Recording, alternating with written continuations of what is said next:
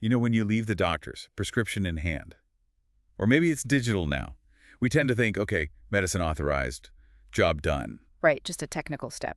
But what if there's way more packed into that moment? Today, we're doing a deep dive looking at prescribing not just as, a clinical instruction, but as this really complex social thing. We're drawing on an academic review that honestly turns the whole idea on its head a bit. It really does. It pushes past that neat, rational prescribing box and gets into all the messy human stuff, the social currents shaping why a particular medicine gets prescribed and how. Think of this as a shortcut to understanding the hidden life of a prescription. Okay, let's unpack that. Historically, prescribing wasn't always just about chemical compounds, was it? It sounds like it had a different kind of power. Oh, absolutely. Way back before modern labs and pills, the act of a healer giving an instruction, writing something down, that itself was seen as potent. Part of the cure, really. What a placebo effect, almost baked in. Sort of, yeah, but maybe even more fundamental. It evolved, from just directions for the apothecary to becoming this legally recognized thing, a symbol that care was being provided, a token. And then big events shifted things. You mentioned things like thalidomide. Exactly. Tragedies like thalidomide in the 50s and 60s created this huge push globally for rational prescribing.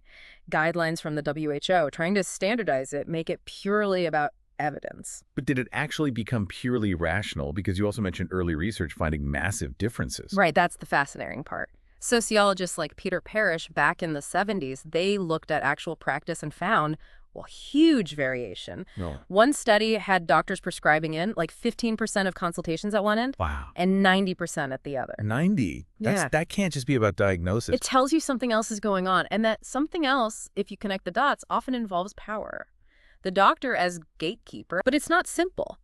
There are these asymmetries. Clinicians might assume they know what a patient needs or how they'll react, partly because they don't always get great feedback on the lived experience of taking the drug. The pharmacovigilance gap, you called it? That's the term, yeah. It's a real blind spot that influences decisions. So if power is central, what happens when others, like nurses or pharmacists, start prescribing?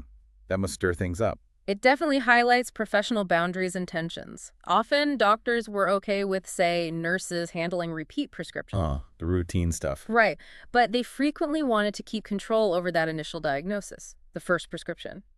That's classic boundary work, staking out territory, defining who gets the authority.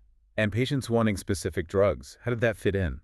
Sometimes that was seen almost as a challenge to the doctor's autonomy. It shows prescribing isn't just a neutral medical act, it's tangled up in professional identity and control. So prescribing is also about care, like validating someone's suffering, not just giving a pill. Yes, definitely. It can be a powerful way to show you're taking the patient's concerns seriously. But again, this ideal bumps up against the messy reality of, say, a busy hospital ward. How so?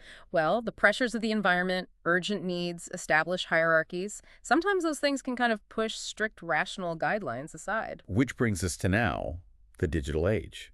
How is technology changing this picture? All the data collection, electronic health records. It's transforming the work of prescribing. Think about this idea of meaningless work. Researchers found this in places like Denmark. Clinicians spending time inputting data, but maybe not feeling it directly helps the patient in front of them right then. Or just knowing their prescribing habits are constantly being tracked, scrutinized by systems. So is the tech adding invisible layers of work? More about compliance than care, sometimes. That's a really important question it raises. Does it streamline things or just add new burdens? It definitely changes the feel of the act. So when we pull back, this deep dive really shows that a prescription, it's so much more than just the medicine itself. It's a performance, in a way, a social act loaded with meaning about power, expertise, trust, and how we even define care in the first place. It really makes you think differently about that interaction. And now we even have things like social prescribing popping up. Exactly. Recommending community activities, support groups, non-medical interventions, but still using the framework of prescribing. Which suggests that core symbolic power, that act of recommending, of guiding, it's still incredibly potent, isn't it? Maybe it prompts you, the listener, to think, what are we implicitly prescribing in our own interactions day to day?